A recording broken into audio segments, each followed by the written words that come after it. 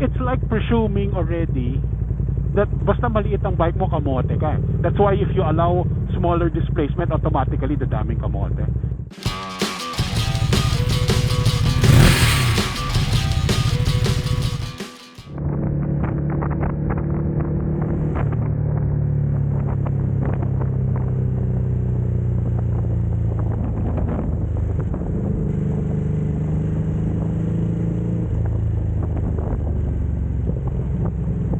Hi guys, welcome back. So this week naman, medyo mainit yung usapan online, even among motorcycle groups. Yung usapang should lower displacements be allowed inside the expressway. Kasi ngayon, if we I think everyone knows that you need to have at least a 400cc bikes to get into the tollway. No?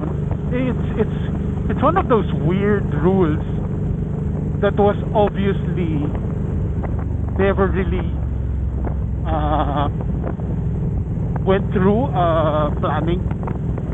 Because a little back, a little history on this toll and all this 400cc.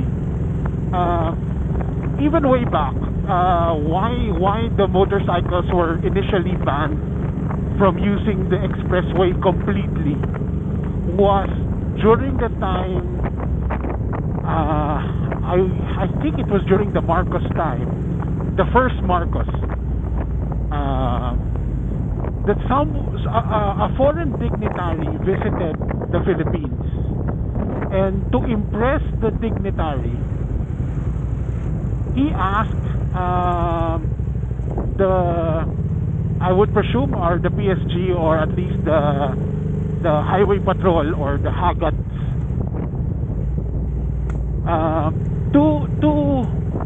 to actually wear a traditional straw hat instead of using their helmets. And an accident happened, and one of those security died. So just because of that accident, which the death was primarily caused because of the lack of safety equipment, they outright banned motorcycles in the expressway. So and then let's fast forward to around the late 90s. A group of riders called the Freedom Riders decided to challenge that restriction because it didn't feel like it was fair. So they brought it up to the courts, even I think reached the Supreme Court, and at the end of those battles, a compromise was achieved, meaning, okay, we'll let you in, but your motorcycle has to be 400cc and above. Though that didn't sit well, it was better than nothing. But where did they get that 400cc number? No other country has that 400cc rule, so you can't be saying it was copied from another country for safety reasons. In other countries, in Southeast Asia, I think the only one that has a restriction that is sort of close to us is India, which they require a motorcycle which is 350cc. But the other countries, it was like as low as 125cc. Some countries are 125, some are just 51cc, okay na. In fact, in the Americas and in Europe, 51cc was all you need to get into the expressway. So where did this 400cc rule come from? And there's a lot of speculation, but the one that really made most sense is there was someone from that group that was, I think, very active with the motorcycle community. And I think there was rules in some motorcycle clubs back then that for you to be able to join our motorcycle group, you have to have at least 400cc. And that is the closest thing I could think that made that was used as a rule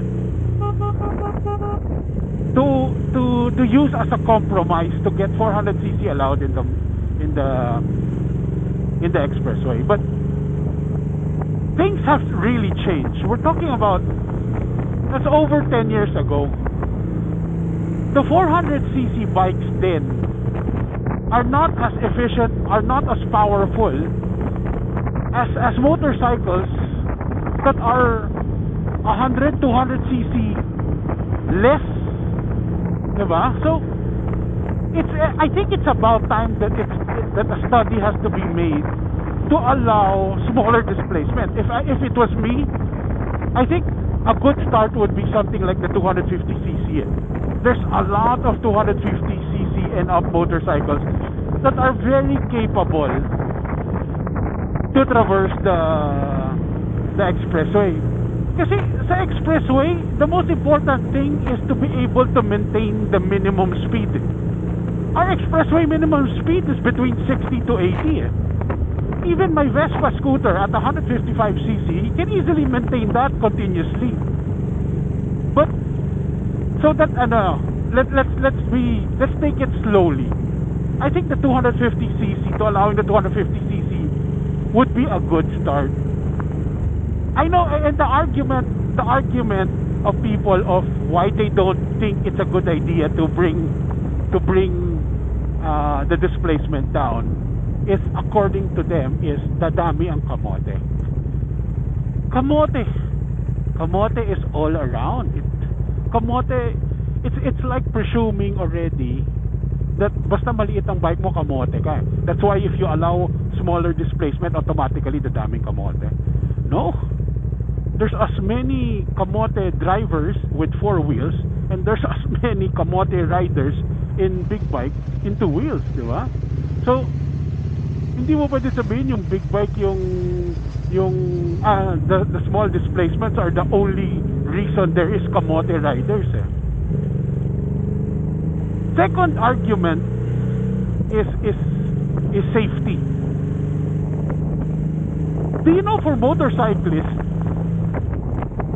it's actually safer for us to be in the expressway where all the vehicles are traveling in the same direction than us traveling in the service road where jeepneys will stop anytime, intersections, people crossing. Those are much more dangerous than just putting us in the expressway where all the vehicles are traveling in the same direction. No, but let's get back to all this kamote. I don't think there's going to be a lot of motorcycles once allowed in to use the expressway. The most biggest barrier is not their motorcycle, it's the cost. If I lived in Cavite and I would have to use the expressway every day instead of the back roads, instead of like the service road, that would add 300 pesos to my daily expenses. That 300 pesos is a very huge amount for people who get paid what, 500-600 pesos a day. Tapos sasabihin mo, hindi kasi lahat yan papasok sa expressway. No, they're not. It's too expensive. You know, for me, lowering the displacement is to get those who are already in cars using the expressway to convert into a motorcycle. It just so happened 400cc is a lot more expensive than buying 250 to 350cc motorcycles. And once you open up the choices between 250 to 400, they have more choices, making them look into using a motorcycle to commute instead of their four-wheel vehicle. And this is what we need to do to minimize traffic. Hindi naman ito papayagan ito para yung mga those in the side, those minimum wage earners to be able to get into the expressway. They might try once, but for people to presume that everyone will go inside the expressway, it's going to cause havoc. Think for a moment. Do you think they're willing to spend 300 pesos or more than half of their salaries every day just to use the expressway? I don't think so. So I think it's about time we consider lowering the displacement. It's for one, fuel consumption. A motorcycle that is 250 to 350 cc is going to consume so much less fuel than even the smallest 1.1 liter or 800 cc na kotse. And look at when you traverse the expressway, you will see a lot of cars who are solo driven. They're the only one in the car.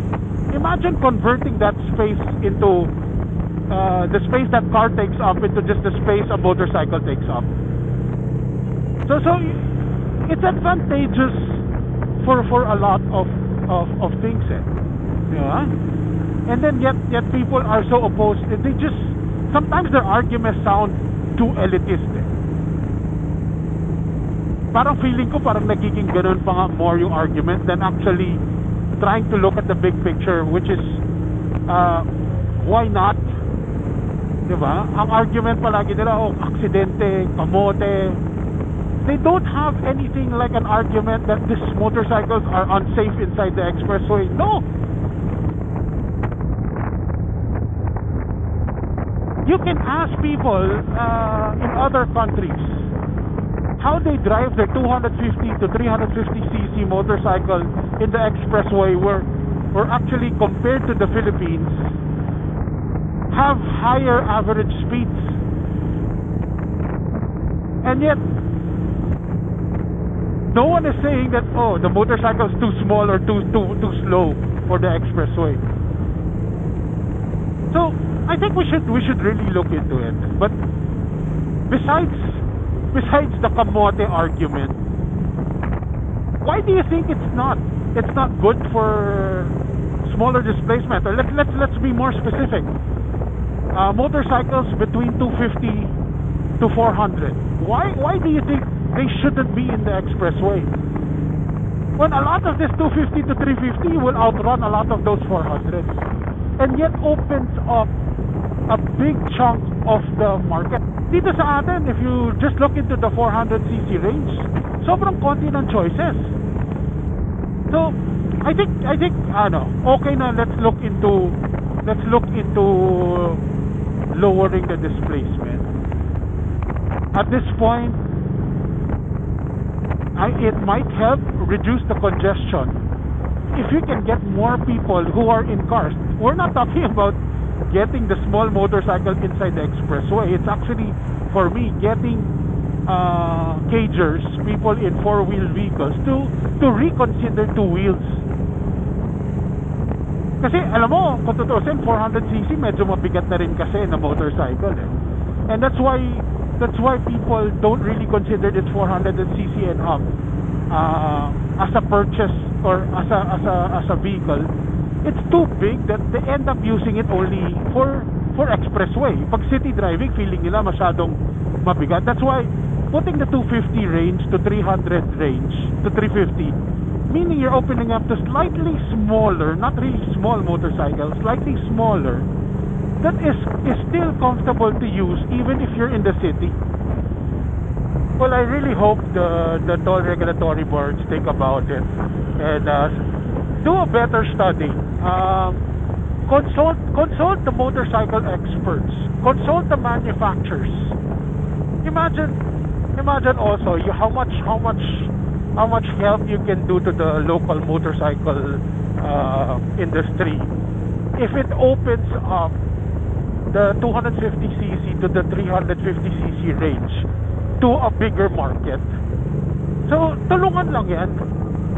And I think the studies have already, I think there's enough studies in other countries to show that the 250 to 350 range is more than adequate to reach whatever is needed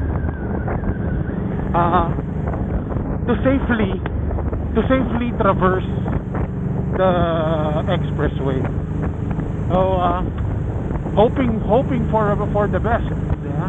So thank you for tuning in and listening me blab about motorcycle. But have a great day, everyone. And if you haven't, please do like and subscribe. I'll see you again. Bye.